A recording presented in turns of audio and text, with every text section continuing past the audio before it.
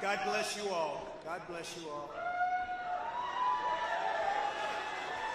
And I never thought anything like this could happen in America. Never thought it could happen.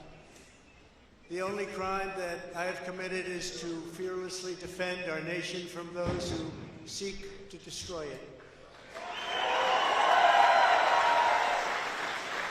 From the beginning, the Democrats spied on my campaign. Remember that? They attacked me with an onslaught of fraudulent investigations. Russia, Russia, Russia. Ukraine, Ukraine, Ukraine. Impeachment hoax number 1. Impeachment hoax number 2. The illegal and unconstitutional raid on Mar-a-Lago, right here.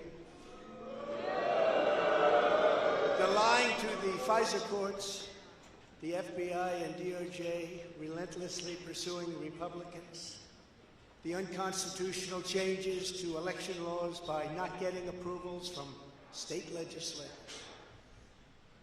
the millions of votes illegally stuffed into ballot boxes and all caught on government cameras.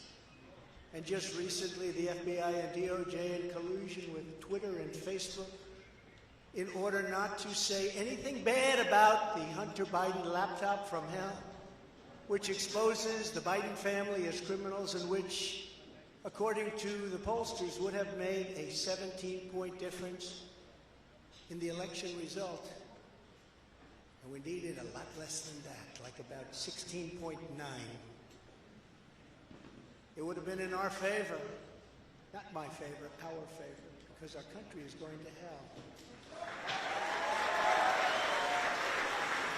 And we remember the 51 intelligence agents who said Hunter Biden's laptop was Russian disinformation. It didn't exist. It was Russian disinformation. Remember that?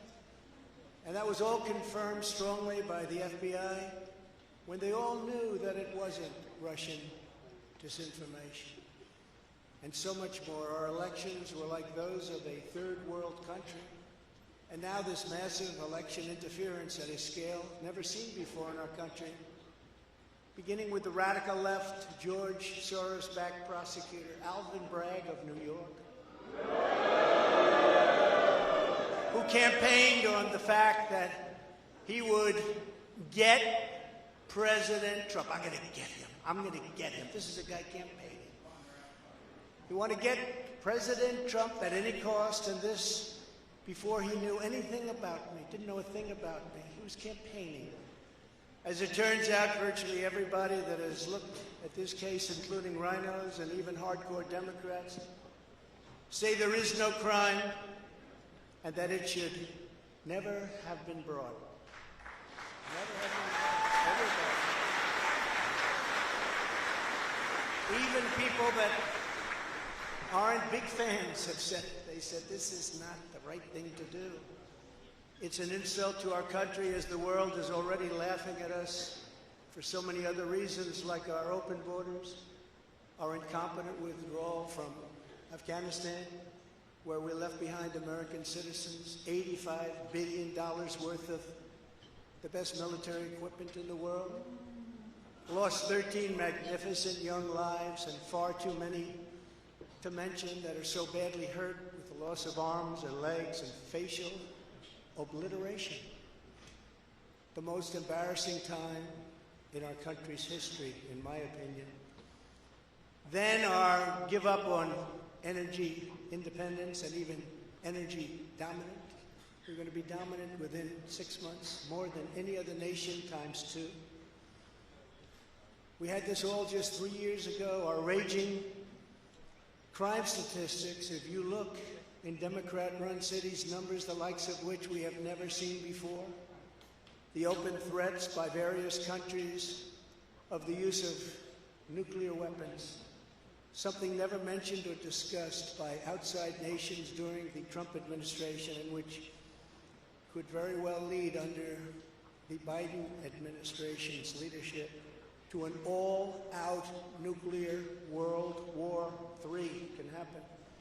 We're not very far away from it, believe it or not. An economy that has been crippled by the biggest inflation we have seen in more than 60 years. and a military that I used to defeat ISIS in 4 weeks. They said it would take 4 years. 4 weeks. To kill al-Baghdadi and Soleimani, that has now gone woke at the top levels by trying to indoctrinate everyone down to the lowest ranking patriot. But now they have really stepped up their efforts by indicting the 45th President of the United States, who received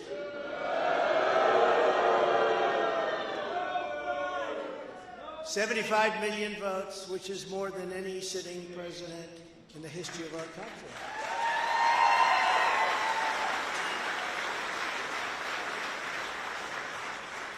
And in the wings, they've got a local racist Democrat district attorney in Atlanta who is doing everything in her power to indict me over an absolutely perfect phone call, even more perfect than the one I made with the president of Ukraine. Remember, I kept saying that's a perfect call. This one was more perfect. Nobody said, sir, you shouldn't say that. Many people on the phone or hung up in disgust because of something I inappropriately said, because nothing was said wrong. In fact, at the end of the call, we agreed to continue our conversation about election fraud, specifically in Georgia, at a later time. Many people on the phone, including lots of lawyers, nobody found anything wrong with that perfect call until a book promotion tour many months later. All of a sudden they say, you know, I remember Trump making a call. Let's look at that. This fake case was brought only to interfere with the upcoming 2024 election, and it should be dropped immediately.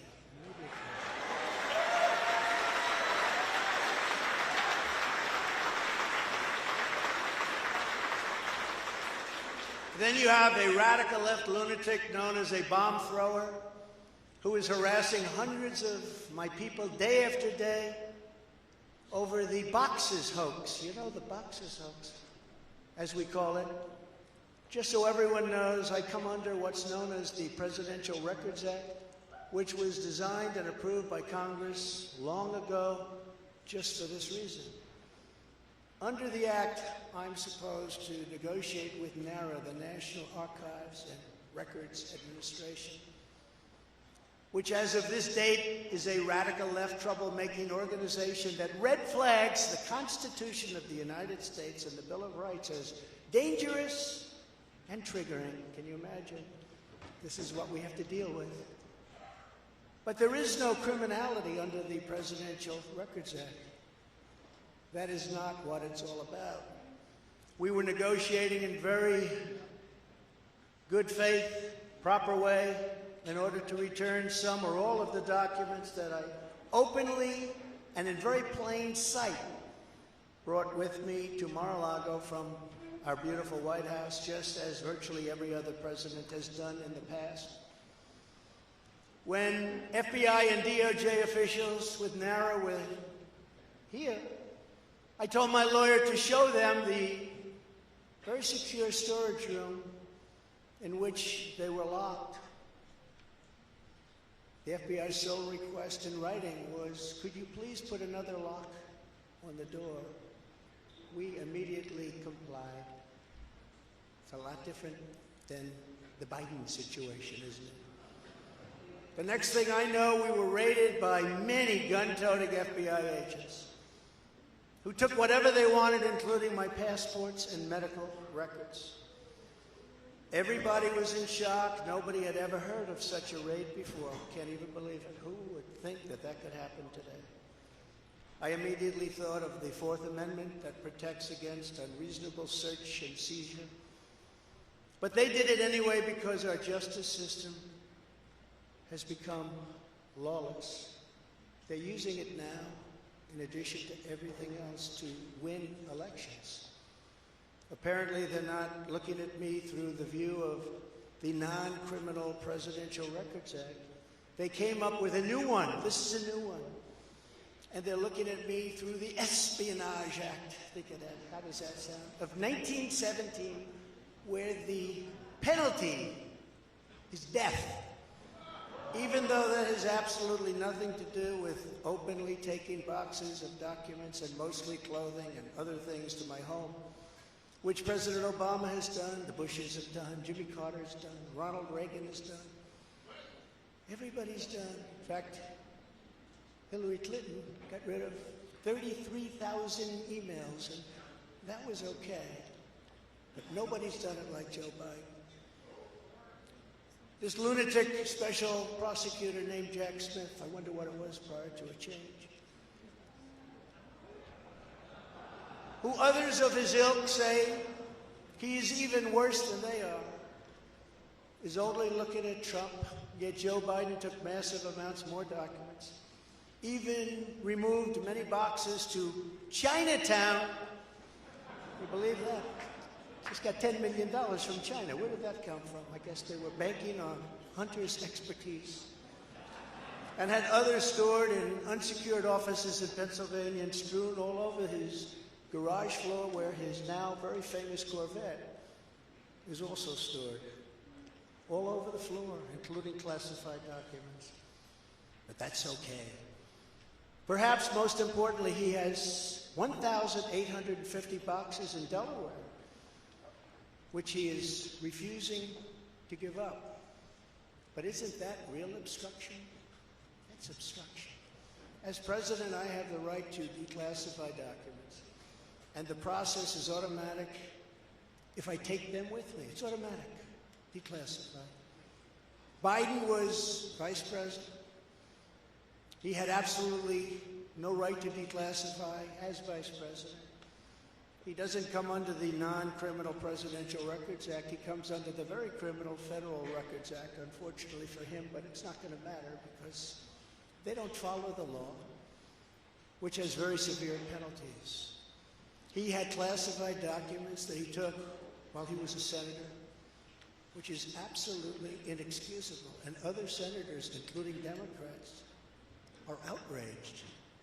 But he's not being harassed and hounded like the people who work for me are. In fact, they seem to have forgotten about his documents entirely. So many, thousands and thousands. It's okay with him. They like to say that I'm obstructing, which I'm not, because I was working with NARA very nicely until the raid on my home. But Biden is obstructing by making it impossible to get the 1,850 boxes or explain why many documents were located in Chinatown. Can't explain it. Why were they in Chinatown? I don't know. Lastly, I'm under investigation. This time a civil investigation by another racist in reverse, who also campaigned on, I will get Trump. I will get him. This was her campaign. Never ran for office. I will get him. Her name is Letitia James. And she proclaimed while campaigning, quote, I look forward to going into the office of the Attorney General every single day, suing him, and then going home. Before she knew me. She announced, what is fueling my soul right now is Trump. And that she had her eyes on Trump Tower. Those eyes are focused on Trump Tower. Didn't know the young lady. She even assured her supporters in an election promise that we're going to definitely sue him.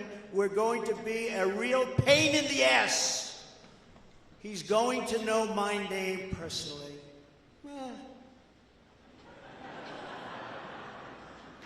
And then she claimed that I was an illegitimate president. Think of it. With all we did on energy, with all we did on the military, on taxes, biggest tax cuts in history, biggest regulation cuts in history, right to try, people able to get drugs now that aren't approved. Hopefully you don't have that problem. Letitia James vowed to use every area of the law to, quote, investigate President Trump and his business transactions. Those transactions are going to be investigated, she said. And that of her family and his family. Because we're going after his family, and we're going after them hard. This is all before entering office and all before knowing anything at all about me. But she's going to get me. This is why, along with unrelenting crime, so many people and companies are leaving New York. She said that I falsified my financial statements, but in fact we're proving and will prove that my financial statements were substantially more than we submitted, not less.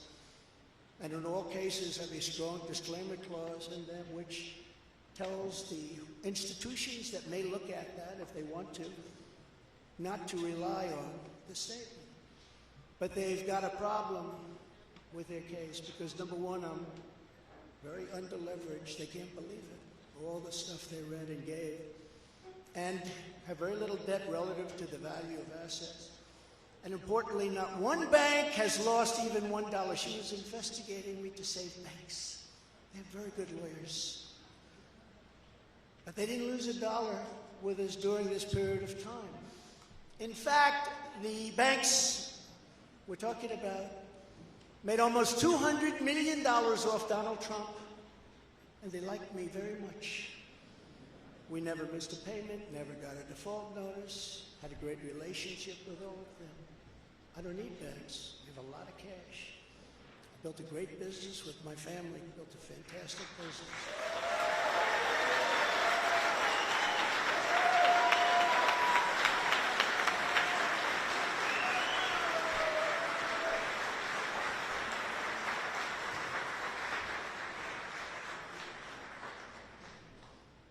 I have a son here who's done a great job, and I have another son here who's done a great job.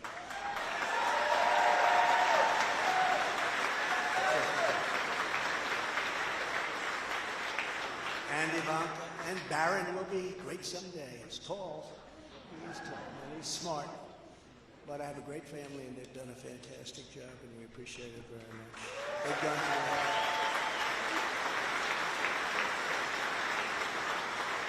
So she's suing me over banks that weren't defrauded, when she should be focused on violent crime that's driving people out of the state. This is a persecution, not an investigation. She's put our family through hell. It's cost hundreds of millions of dollars to defend, but our heads are held very, very high.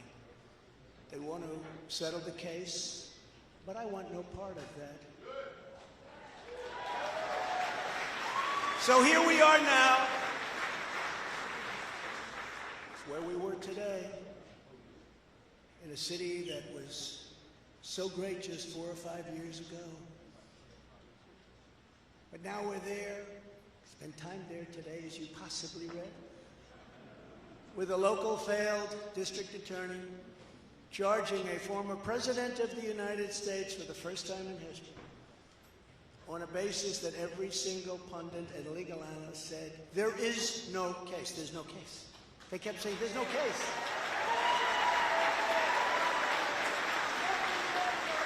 Virtually everyone.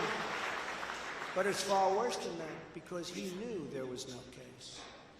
That's why last week he delayed for a month and then immediately took that back and threw this ridiculous indictment together.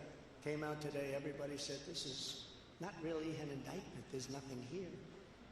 My lawyers came to me and they said, there's nothing here, they're not even saying what you did.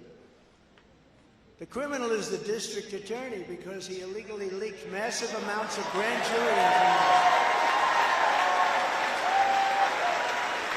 for which he should be prosecuted, or at a minimum, he should resign. And Alvin Bragg's wife confirmed a report that claimed her husband has Trump nailed on felonies. She has since locked down her Twitter account. His chief prosecutor, who represented the Democrats and crooked Hillary Clinton in a firm run by Chuck Schumer's brother, Robert, he quit the firm in order to go to work in the DA office in order to get Trump. Can you imagine that? Hillary Clinton's lawyer, Democrat firm. Ultimately, he quit as chief prosecutor because Bragg didn't think he had a case. Think of that same guy that brought this ridiculous thing today. Yet during his investigation, this prosecutor named Mark Pomerantz wrote and published a book saying all sorts of privileged things, and has been very strongly reprimanded. He was reprimanded so strongly. I've never seen anything like it. That's probably the end of it.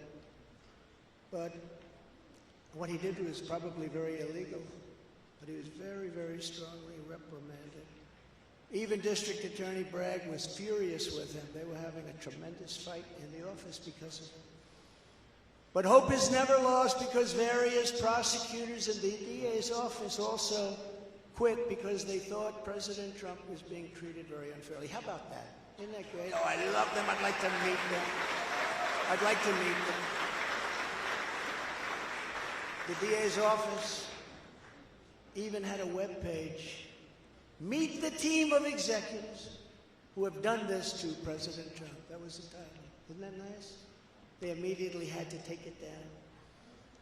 Meanwhile, overall, crime in New York was up 30% last year. Much more than that the year before, with felony assaults, robberies, and burglaries all up by massive, massive numbers. Not the same place that I know, not the same place that you know. And this is where we are right now. I have a Trump-hating judge with a Trump-hating wife and family, whose daughter worked for Kamala Harris and now receives money from the Biden-Harris campaign, and a lot of it. We recently had another trial, and the same judge told the fine man who worked for me for many, many years that if you admit your guilt, you will be in jail for 90 days. But if you don't, if we go through a trial and you're found guilty, you're going away for 10 years and maybe longer, which for a 75-year-old man with a great family really means life. What the prosecutors and judge did to that man, I will never forget, because it's right out of the old Soviet Union. That's where we are. They said, you say anything about Trump, meaning that's bad, and you won't even have to serve the 90 days. You'll walk free. And they say that to many of my employees. We have this Jack Smith lunatic threatening people every single day through his representatives. They're threatening jail terms. But talk about Trump and you'll go free. This is where we are as a nation. Who would have thought? They can't beat us at the ballot box, so they try and beat us through the law. That's the country in which we live, however, right now. The USA is a mess. Our economy is crashing. Inflation is out of control. Russia has joined with China. Can you believe that? Saudi Arabia has joined with Iran. China, Russia, Iran, and North Korea have formed together as a menacing and destructive coalition. Would have never happened if I were your president. Would never have happened. Nor would Russia attacking Ukraine have happened. All of those lives would be saved. All of those beautiful cities would be standing. Our currency is crashing and will soon no longer be the world standard, which will be our greatest defeat, frankly, in 200 years. There will be no defeat like that. That will take us away from being even a great power. If you took the 5 worst presidents in the history of the United States and added them up, they would not have done near the destruction to our country as Joe Biden and the Biden administration have done.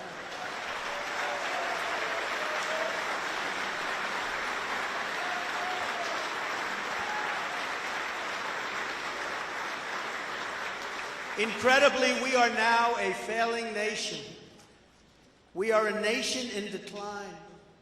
And now these radical left lunatics want to interfere with our elections by using law enforcement. We can't let that happen.